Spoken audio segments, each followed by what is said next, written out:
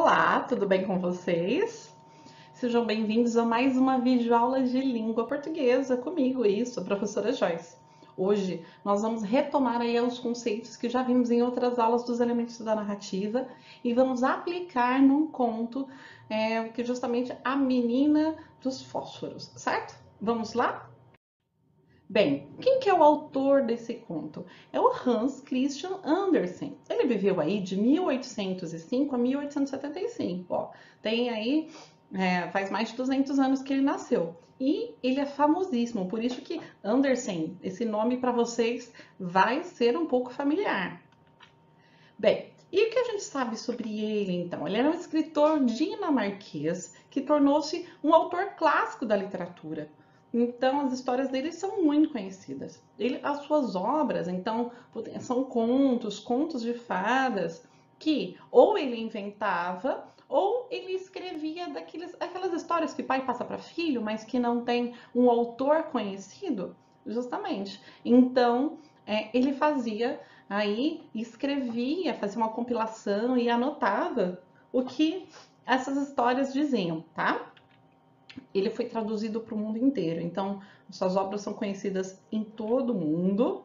E sabe quais obras são dele? Tenho certeza que vocês conhecem. Isso, A Pequena Sereia, O Patinho Feio, A Roupa Nova do Rei, O Soldadinho de Chumbo e muitas, muitas outras. Bem, como eu falei para vocês, a Menina dos Fósforos é o nome do conto. Olha só, olha essa cena que retrata bem a história que nós vamos analisar. É uma garota oferecendo alguma coisa e pedindo, oferecendo. O que ela está oferecendo? Essa menina dos fósforos era uma vendedora de fósforos. E as pessoas mal olhavam para ela, todo mundo andando, é neve. Então, por quê? Porque ela estava num lugar muito frio. Essa história ela se passa então na Dinamarca e era justamente a véspera de Ano Novo, tá? Então foi um conto escrito aí no século XIX, que foi a época que ele viveu, ou seja, meados aí de 1800. A história se passa numa cidade dinamarquesa e ela vai tratar do comportamento humano, porque essa menina, ela sequer vai ter nome. Então, como que as pessoas às vezes passam pelas, né, por às vezes alguém mais pobre e não liga e é indiferente. Às vezes a gente não vê aqui no nosso país vendendo fósforo, mas nós vemos as pessoas vendendo o quê? Bala, chiclete, trufa, alguma coisa nas casas e muitos sequer fingem que não vê. Nas cidades grandes isso acontece muito nos semáforos. Então essa desigualdade social, ela sempre existiu e ela é retratada nesse conto. Tá? Olha lá. Então, nós vamos começar a analisar uma história em quadrinhos que foi feita a partir do conto. No material de vocês tem o texto, que é lindíssimo, mas eu vou ler aqui com vocês a história em quadrinhos. Acompanhem comigo, ó. Era a véspera de Ano Novo, estava nevando, as pessoas estavam todas felizes comemorando, estava muito frio, era o hemisfério norte, certo? A respeito da neve e da noite, uma menina vagava pelas ruas. Então ela estava andando pelas ruas. É certo que ela estava calçada, ela estava com um chinelo, então que tinha sido da mãe, era muito grande, a mãe já tinha usado. E ele ficava saindo toda hora. E uma hora que ela foi atravessar a rua, ó, o chinelo escapou-lhe dos dedos. Olha, encontrei uma cama para o meu boneco, servirá direitinho. Então, um garoto também era uma garota aqui que era pobre, achou e levou embora. E aí ela ficou descalça, com os pés na neve, no gelo, certo? A menina continua a andar, agora com os pés nus e gelados. Gente, imagina se o nosso frio aqui às vezes faz 10 graus, a gente quer ficar debaixo da coberta, imagina abaixo de zero, com neve, os pés no frio, e ela sem uma roupa adequada, de noite, ventando. É muito triste. Ela trazia uma porção de caixa de fósforos em o seu avental e tinha nas mãos uma caixa de esmolas. Então ela pedia dinheiro ou vendia os fósforos. Para que vocês acham que ela pedia dinheiro? Para levar para a família. E vender fósforo, professor, isso é estranho. Por que será que ela vendia fósforos? Imagina, 1800 as pessoas não tinham energia elétrica para acender às vezes um fogão a lenha, para acender uma lareira, qualquer coisa assim, elas usavam fósforo. Então era muito mais usado do que é hoje. Não conseguira, porém, vender uma só caixa e ninguém lhe dera esmola alguma. Então a gente começa a descobrir por que ela estava na rua até essa hora, no frio, e ela não voltava para casa. Ela não tinha recebido nada de dinheiro e ela não queria voltar. Então, morta de fome e frio, ia se arrastando penosamente, vencida pelo cansaço e pelo desânimo, a estátua viva da miséria. Que triste, com muita fome, muito frio, era a personificação ali da miséria, né? De alguém que passa necessidade e que vai vagando pelas ruas, né? Os flocos de neve caíam pesados, mas a menina nem dava por isso. E olha lá no fundo, olha as janelas, gente. Pela janela as luzes brilhavam e vagava na rua um cheiro bom de pato assado.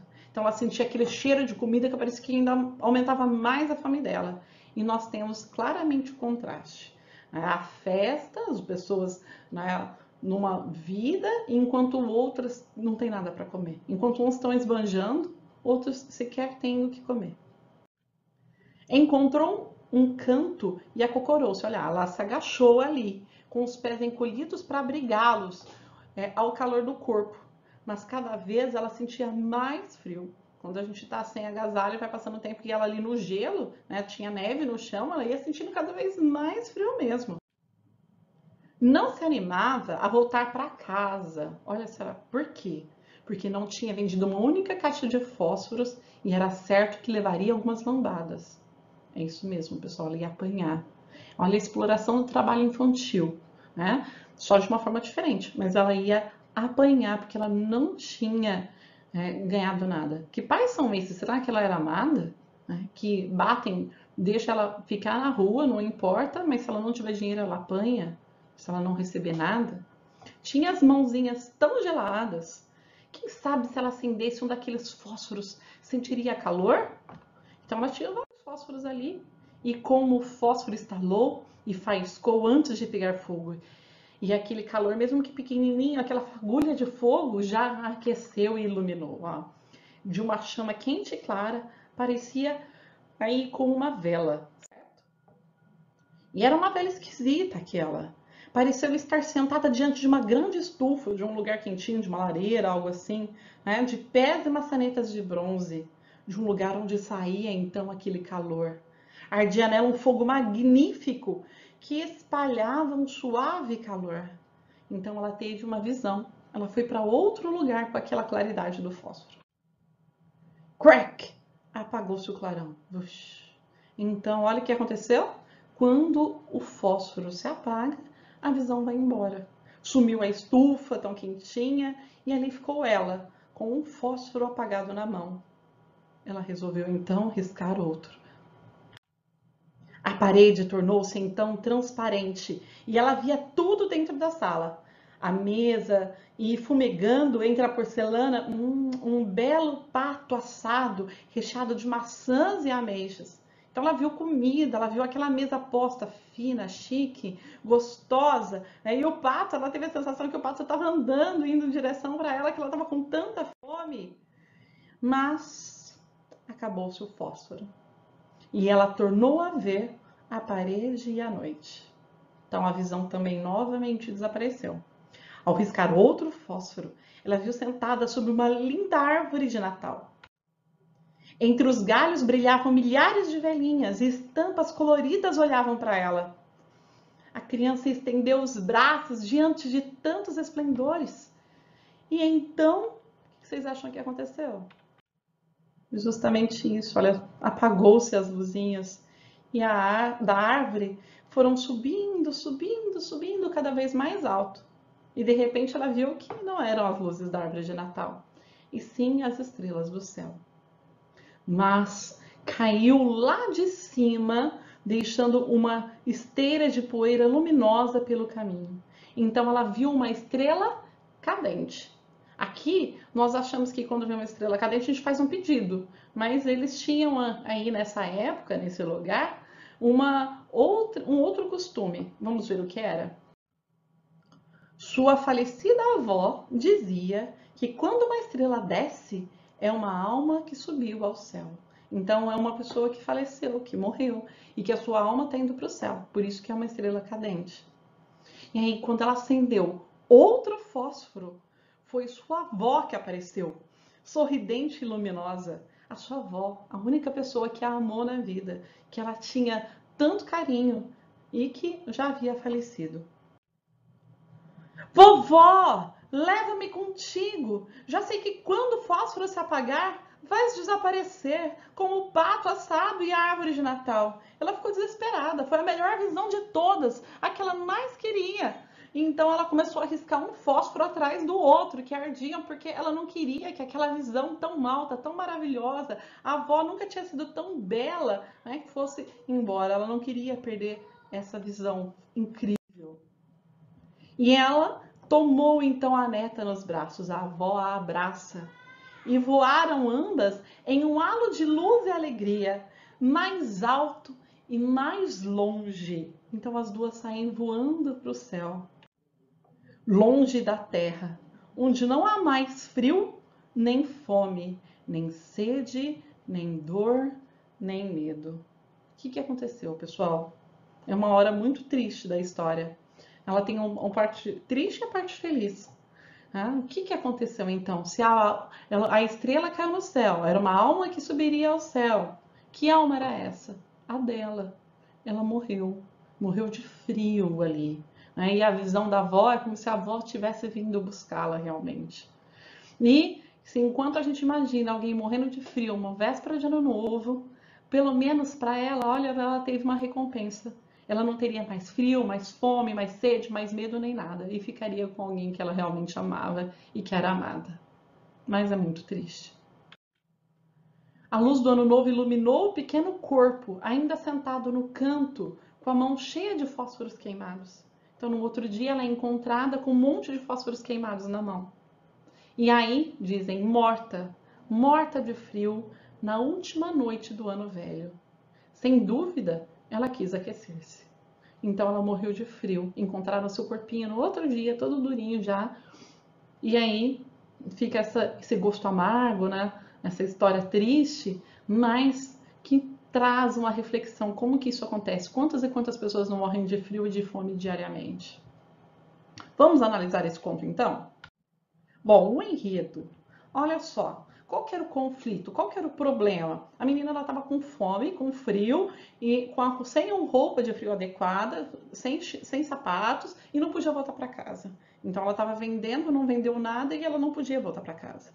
A complicação, como esse conflito vai aumentar? Porque o frio vai escurecer cada vez mais, o frio aumenta, ela sente cheiro de comida e começa a ter visões. Então a complicação, né, vai aumentando. Até a hora que chega no momento máximo de tensão, que é a hora que ela vê a avó. E que ela risca todos os fósforos, né? E a avó a pega e leva embora junto. E qual que é o desfecho? O que aconteceu? Acharam o corpo dela morto no outro dia. Né? Assim que termina a história. Né? Que ela tinha morrido porque tinha riscado todos os fósforos e morreu de frio. Tá? Então esse aí é a análise do enredo. E sobre ainda os personagens e o foco narrativo. Então nós temos uma apresentação explícita. Por quê? Porque o narrador lá no comecinho, ele conta pra gente como que ela era, como ela estava vestida, né, o que ela pensava. Então você tem uma descrição das características físicas e psicológicas. E o foco narrativo é em terceira pessoa. Ele conta, ele não participa da história, o narrador, e ele é onisciente, ele sabe o que ela pensa, ele sabe das suas visões. Se ele não fosse onisciente, que é aquele que sabe de tudo, nós não saberíamos o que ela estava vendo, o que ela estava pensando. Vamos retomar então o que nós vimos? Olha aí, o conto, nós analisamos o conto A Menina dos Fósforos, ele é do autor Hans Christian Andersen, certo? O enredo, então, o conflito, ela não pode voltar para casa, ela não vendeu nenhum fósforo, ela está com frio, com fome. A complicação, ela está com frio, com fome e começa a ter visões. Qual é o clímax, né? A visão da avó e a sua morte, né? E o desfecho, que é justamente quando as pessoas no dia seguinte a encontram o corpo dela. O foco narrativo é em terceira pessoa, com o narrador onisciente. Então, aquele narrador que sabe de tudo. E a personagem a gente tem uma descrição direta, explícita. Nós sabemos justamente como que essa personagem era. A gente não precisa ficar deduzindo pelas ações, então, do personagem. Realmente o narrador conta pra gente o jeito que é. Espero que vocês tenham gostado. Leiam o conto aí na íntegra. Ele é muito legal, vale a pena. E a gente se vê numa próxima aula então. Tchau, tchau!